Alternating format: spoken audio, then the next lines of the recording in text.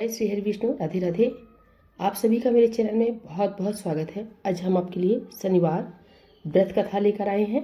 कथा पूरी सुनिएगा और अच्छी लगे तो प्लीज़ लाइक, चैनल को सब्सक्राइब जरूर कीजिएगा।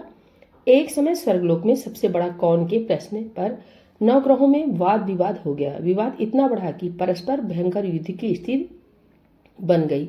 निर्णय के लिए सभी देवता देवराज इंद्र के पास पहुंचे और बोले, हे देवराज, आपको निर्णय करना होगा कि हम में से सबसे बड़ा कौन है। देवताओं का प्रश्न सुनकर देवराज इंद्र उलझन में पड़ गए।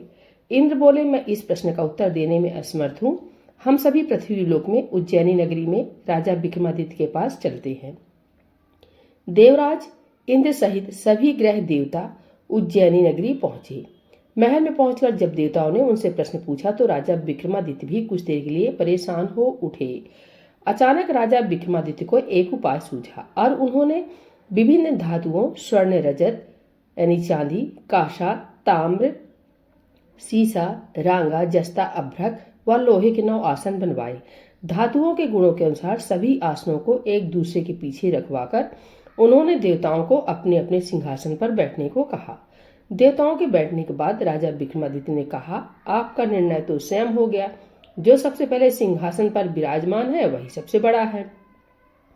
राजा विक्रमादित्य के निर्णय को सुनकर शनि देवता ने सबसे पीछे आसन पर बैठने के कारण अपने को छोटा जानकर क्रोधित होकर कहा, राजा विक्रमादित्य, तुमने मुझे सबसे पीछे बैठाकर मेरा अपमान किया है। शनि ने कहा, सूर्य एक राशि पर 1 महीने, चंद्रमा 2.25 दिन, मंगल 1.5 महीने, बुध और शुक्र 1 महीने, बृहस्पति 13 महीने रहते हैं, लेकिन मैं किसी राशि पर 7.5 वर्ष तक रहता हूँ। बड़े बड़े देवताओं को मैंने अपने प्रकोप से पीड़ित किया है। राम को 7.5 के कारण ही वन में जाकर रहना पड़ा और रावण को 7.5 के कारण ही युद्ध में मृत्यु का शिकार बनना पड़ा। इसके बाद अन्य ग्रहों के देवता तो प्रसन्नता के साथ चले गए, परंतु शनिदेव बड़े क्रोध के साथ वहां से विदा हुए। राजा विक्रमादित्य पहले की तरह ही न्याय करते रहे। उनके राज्य में सभी स्त्री पुरुष बहुत आनंद से जीवन यापन कर रहे थे। कुछ दिन ऐसे ही बीत गया। उधर शनि देवता अपने अपमान को नहीं भूले। विक्रमादित्य से बदला लेने के लिए एक दिन शनिदेव ने घोड़े के व्यापारी का रूप धारण किया और बहुत से घोड़ों के साथ उज्जैनी नगरी पहुंचे। राजा विक्रमादित्य ने राज्य में किसी घोड़े के व्यापारी के आने का समाचार सुना तो अपने अश्वपाल को कुछ घोड़े खरीदने के लिए भेजा। घोड़े बहुत कीमती थे। अश्वपाल ने जब वापस लौटकर इस संबंध में बताया तो राजा विक्रमादित्य ने स्वयं आकर एक सुंदर व शक्तिशाली घोड़े को पसंद किया। घोड़े की चाल देखने के लिए राजा उस घोड़े पर सवार हुए तो वह घोड़ा बिजली की गति से दौड़ पड़ा। तेजी से दौड़ता हुआ घोड़ा राजा को दूर एक जंगल में ले गया और फिर राजा को वहां गिराकर जंगल में कहीं गायब हो गया। राजा अपने नगर को लौटने के लिए जंगल में भटकने लगा, लेकिन उन्हें लौटने का कोई रास्ता नहीं मिला। राजा को भूख प्यास लगाई। बहुत घूमने पर उसे एक चरवाहा मिला। राजा ने उससे पानी मांगा। पानी पीकर राजा ने उस चरवाहे को अपनी अंगूठी दे दी। फिर उसे रास्ता पूछकर वह जंगल से निकलकर पास के नगर में पहुंचा। राजा ने एक सेठ की दुकान पर बैठकर कुछ देर आराम किया। उस सेठ ने राजा से बातचीत की तो राजा ने उसे बताया कि मैं उज्जैनी नगरी से आया हूँ। राजा के कुछ देर दुकान पर बैठने से सेठ जी की बहुत बिक्री हुई। सेठ ने राजा को बहुत भाग्यवान समझा और खुश होकर उसे अपने घर भोजन के लिए ले गया।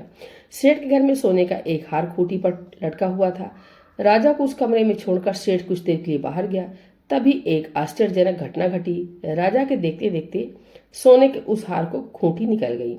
सेठ ने कमरे में लौटकर हार को गायब देखा तो चोरी का संदेह राजा पर ही किया, क्योंकि उस कमरे में राजा ही अकेला बैठा था। सेठ ने अपने नौकरी से कहा कि इस परदेसी को रस्सियों से बांध कर नगर के राजा के पास ले चलो। राजा ने विक्रमादित्य से हार के बारे में पूछा तो उसने बताया कि उसके देखते ही देखते खूंटी ने हार को निगल लिया था। इस पर राजा ने क्रोधित होकर चोरी करने के अपराध में विक्रमादित्य के हाथ पांव काटने का आदेश दे दिया। राजा विक्रमादित्य के हाथ पांव काटकर उसे नगर की सड़क पर छोड़ दिया गया। कुछ दिन बाद एक तेली उसे उठाकर अपने घर ले गया और उसे अपने कोलू पर बैठा दिया। राजा आवाज देकर बैलों को हाँकता रहता। इस तरह तेली का बैल चलता रहता और राजा को भोजन मिलता रहा। सन के प्रकोप की 7.5 पूरी होने पर वर्षा ऋतु प्रारंभ हुई। राजा विक्रमादित्य एक रात मेघ मल्हार गा रहा था कि तभी नगर के राजा की लड़की राजकुमारी मोहिनी रथ पर सवार उस तेली के घर के पास से गुजरी। उसने मेघ मल्हार सुना तो उसे बहुत अच्छा लगा और दासी को भेजकर गाने वाले को बुला लाने को कहा। दासी ने लौटकर राजकुमारी को अपंग राजा के बारे में सब कुछ बता दिया। राजकुमारी उसके मेघ मल्हार से बहुत मोहित हुई, अतः उसने सब कुछ जानकर भी अपंग राजा से विवाह करने का निश्चय कर लिया। राजकुमारी ने अपने माता पिता से जब यह बात कही तो वे हैरान रह गए। रानी ने मोहिनी को समझाया, बेटी तेरे भाग में तो किसी राजा की रानी होना लिखा है, फिर तू उस अपंग से विवाह करके अपने पांव पर कुल्हाड़ी क्यों मार रही हो। राजकुमारी ने अपनी जिद नहीं छोड़ी। अपनी जिद पूरी कराने के लिए उसने भोजन करना छोड़ दिया और प्राण त्याग देने पर निश्चय कर लिया।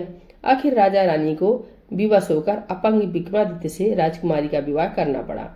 विवाह के बाद राजा विक्रमादित्य और राजकुमारी तेली के घर में रहने लगे। उसी रात स्वप्न में शनिदेव ने राजा से कहा, राजा तुमने मेरा प्रकोप देख लिया, मैंने तुम्हें अपने अपमान का दंड दिया है। राजा ने शनिदेव से क्षमा करने को कहा और प्रार्थना की, हे शनिदेव, आपने जितना दुख मुझे दिया है अन्य किसी को न देना। शनिदेव ने कुछ सोचकर कहा, राजा मैं तुम्हारी प्रार्थना स्वीकार करता हूँ। जो कोई स्त्री पुरुष मेरी पूजा करेगा, शनिवार को व्रत करके मेरी व्रत कथा सुनेगा, उस पर मेरी अनुकंपा बनी रहेगी। प्रातःकाल राजा विक्रमादित्य की नींद खुली तो अपने हाथ पांव देखकर राजा को बहुत खुशी हुई। उसने मन ही मन शनिदेव को प्रणाम किया। राजकुमारी भी राजा के हाथ पांव सही सलामत देखकर आश्चर्य में डूब गई। तब राजा विक्रमादित्य ने अपना परिचय देते हुए शनिदेव के प्रकोप की सारी कहानी सुनाई। शेर को जब इस बात का पता चला तो दौड़ता हुआ तेली के घर पहुंचा और राजा के चरणों में गिरकर क्षमा मांगने लगा। राजा ने उसे क्षमा कर दिया, क्योंकि यह सब तो शनिदेव के प्रकोप के कारण हुआ था। सेठ राजा को अपने घर ले गया और उसे भोजन कराया। भोजन करते समय वहां एक आश्चर्यजनक घटना घटी। सबके देखते देखते उस खूंटी ने हार उगल दिया। सेठ जी ने अपनी बेटी का विवाह भी राजा के साथ कर दिया और बहुत से स्वर्ण आभूषण, धन आदि देकर राजा को विदा किया। राजा विक्रमादित्य, राजकुमारी मोहिनी और सेठ की बेटी के साथ उज्जैनी पहुंचे तो नगरवासियों ने हर्ष से उनका स्वागत किया।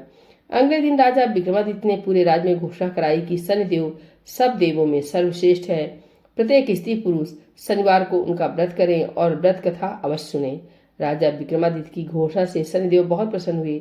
शनिवार का व्रत करने और व्रत कथा सुनने के कारण सभी लोगों की मनोकामनाएं शनिदेव की अनुकंपा से पूरी होने लगी। सभी लोग आनंद पूर्वक रहने लगे। बोलिए शनिदेव भगवान की जय।